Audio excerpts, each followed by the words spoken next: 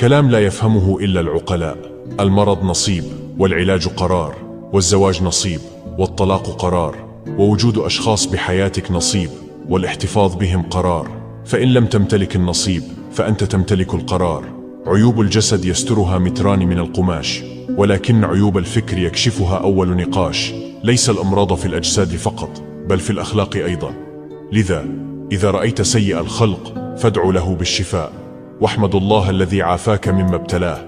مخلوقون من نطفة، وأصلنا من طين، وأرقى ثيابنا من دودة، وأشهى طعامنا من نحلة، ومرقدنا تحت الأرض حفرة. سبب المشاكل وقطع العلاقات وشحن النفوس هو نقل الكلام، ونحن ما بين المقصود لم يفهم، ومفهوم المقصود لم يفهم. عجيب من يجد في نفسه عذرا في كل شيء، ولا يعذر الناس في أي شيء. أجمل سرقة هي سرقة القلوب بطيبة الأخلاق. الفراشة رغم جمالها حشرة، والصبار رغم قوته زهرة. فلا تحكم على الناس من أشكالهم، بل أحكم عليهم بما تحتويه قلوبهم.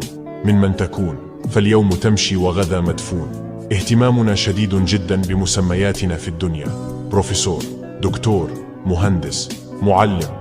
لكن لماذا إذا أعددنا مسمياتنا في الآخرة؟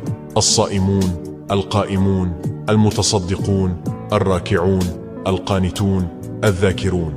سؤال يستحق التأمل أكثر في التفكير في قوله تعالى: يا ليتني قدمت لحياتي. لتعلموا أن الحياة الحقيقية ليست الآن. افعل الخير مهما استصغرته، فلا تدري أي حسنة تدخلك الجنة. سلام عليكم.